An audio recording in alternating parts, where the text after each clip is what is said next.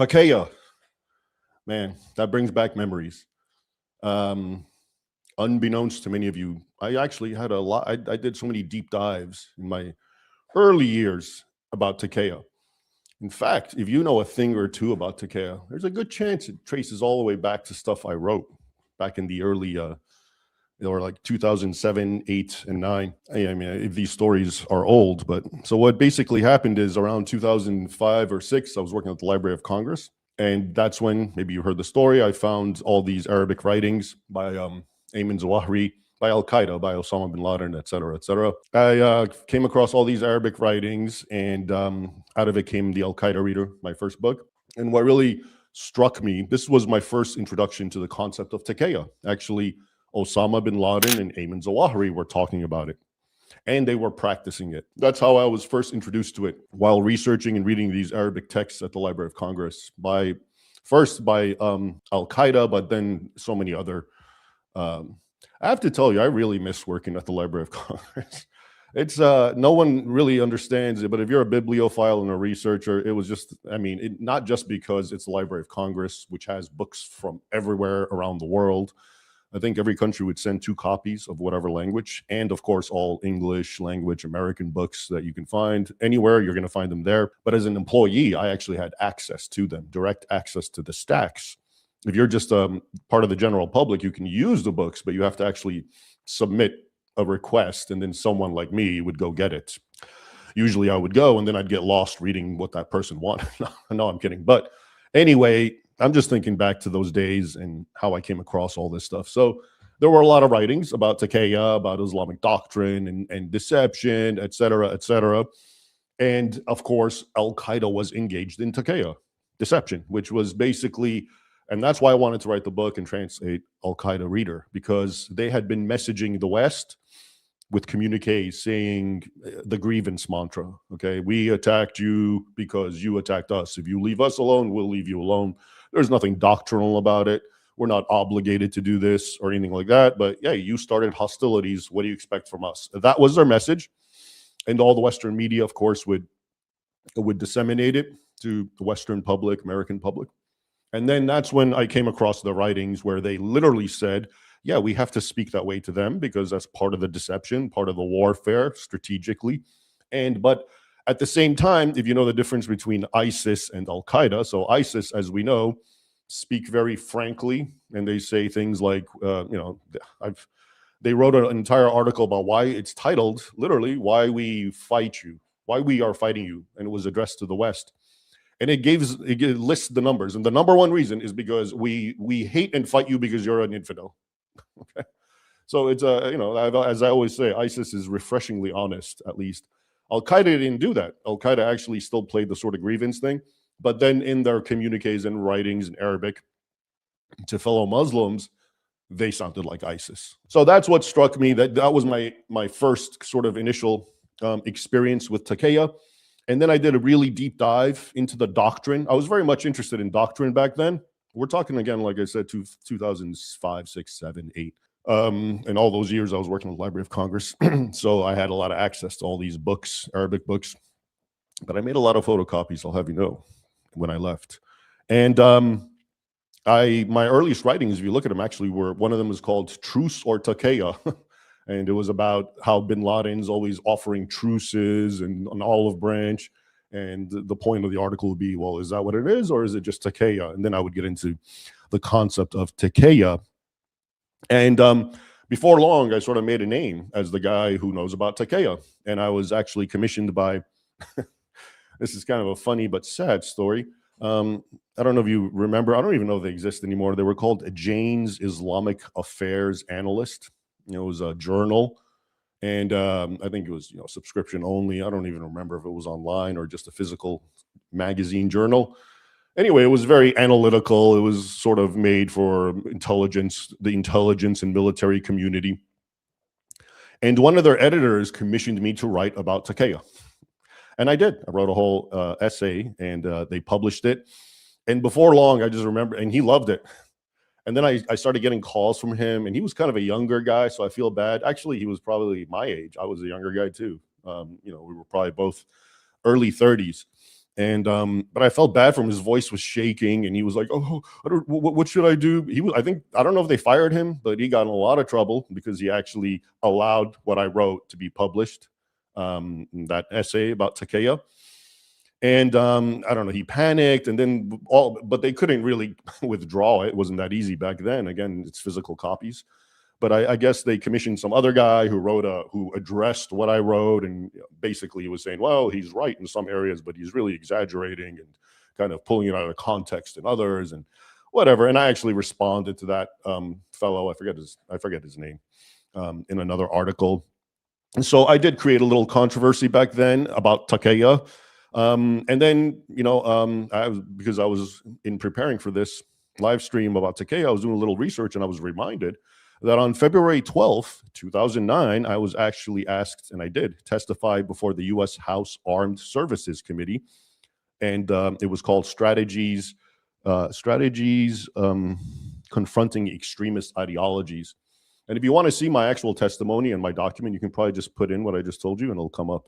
But a big portion of it was talking about Taqiyya, about how Westerners are not really cognizant of this sort of license to lie, which we're going to get into. And anyway, okay, so that's the background of why I've always been interested in this topic of Taqiyya. And as you're going to see, the word Taqiyya is kind of it's a little misleading, and I'm going to get into that, but it's become sort of an umbrella term that covers all sorts of different manifestations and forms of Islamically sanctioned deception. So the doctrine of Taqiyya, now the first thing you'll notice, and I always encountered this, and the guy who tried to rebut me for Jane's Islamic Affairs analyst, he brought this up too. And you'll always hear this: Taqiyya is a Shia thing, okay? The Shias, as opposed to the Sunnis, being the two main Muslim denominations, as it were. Of course, Sunnis far outnumber them. Something like 90% of the Muslim world is Sunni, maybe 10 is Shia. But you'll always hear the number one sort of rebuttal is, well, that's a Shia thing. It just deals with that small minority, not 90% of the Muslims, okay? And, well, there's a reason for it, okay? So actually, yes, the Shias, you can say they've really perfected the art of Taqiyya. And by the way, just to make this timely and relevant, don't forget, Iran is a Shia nation, okay, for what that's worth. But here's why it's always associated with the Shias. The Shias, because they were the outnumbered minority amongst the Sunnis, and the Sunnis were out to kill them, because the Sunnis are out to kill everyone. Well, no, especially the Shias in this context, because they're heretics. So the Shias living amongst the Sunnis, being far outnumbered, had much more reason and cause to dissemble their beliefs, okay, and hide their true intentions, all right? So that's why for centuries, the Shias have been associated with Taqiyya, to the point that it's almost become part of the culture. It's so imbibed and interwoven with their culture, because they always lived in fear of the other Muslims, the Sunnis. And so they would, for example, act 24/7 like they were Sunnis. They would pray like Sunnis. They would follow the exact Sunni teachings and formulations. But in their heart, they remain Shias, okay? So that's why it's on the one hand conflated with the Shias as if it's only they who do it. It's not.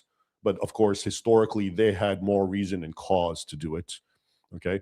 And I would say because of that historical circumstance, it is sort of second nature to the Shias to sort of always live with this sort of, I don't want to put it this way, but like a duplicitous veneer around the other, okay? We'll get into it a little more. But now, before we proceed, and here's one of the issues. This is actually one of the things that I mentioned at that U.S.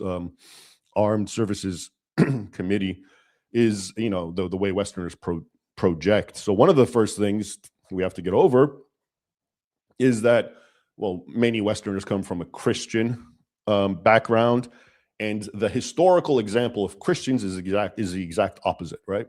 When Christians in the early tradition, in the early centuries, were caught by the Romans, let's say, or whoever, Nero, the types that persecuted them, and they were told to renounce Christ or whatever, engage in pagan activities and participate, and they would not.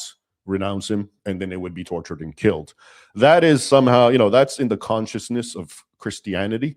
Okay. It still even happens today in faraway lands where Christians refuse to. I just wrote the other day on Substack, yesterday, the 6th was this is the thing, if you look at the calendars, there's hardly a gap. You won't find a day that's like martyrs, Christian martyrs who were killed by Muslims quite often. And so I wrote about the 42 martyrs of Amorium in Anatolia, Asia Minor. This is the Byzantines, as they're called, Greeks, Orthodox, who were again, they were, Amorium was sacked, they were taken, these 42, and they were held captive, and they tried to convert them because these were nobles and military men. They weren't just rabble, and they wanted to bring them on, the Muslims, to convert them. And they just wouldn't, no matter what, no matter how much it would cajole them or try to entice them over or torture them. And then finally they took them to the Euphrates and beheaded them, all 42 of them. And why I remembered it is because less than a month earlier, on February 15th, fast forwarding to today, or 11 years ago in 2015, is, of course, the infamous video of 21 Copts, or 20 Copts and one West African man from Ghana, who, same reason, they refused to renounce, were taken by a body of water in Libya, Sirte, and beheaded. Okay? So that kind of thing is sort of built in the Christian consciousness, which is we don't lie about our faith, even at the edge of the sword. Now, of course, a lot of people have throughout history and now, but it's not seen as a good thing. I'm reminded of the Donatist controversy, for example, around the time of St. Augustine, which was basically after Christianity became normalized and was given free reign, essentially, with Constantine, and afterwards, a lot of the Donatist Christians felt that the other Christians who when they were persecuted actually did act like they were not Christians. A lot of them did, publicly participate in pagan practices, but then when it ended, they wanted to come back to the church, and then the Donatists were kind of like, no, you're not real Christians because you actually, and it was mostly, I think, geared against clergymen. Like they weren't allowed to, they didn't want them to engage in, administering the Eucharist or performing priestly functions because they were seen as tainted.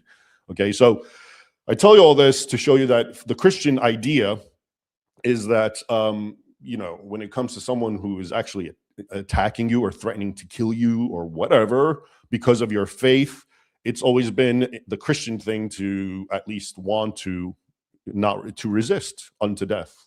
Not that all of them did it, but the ones that didn't do it were not exactly proud of themselves and patting themselves on the back and feeling good about it, I'm sure. Okay.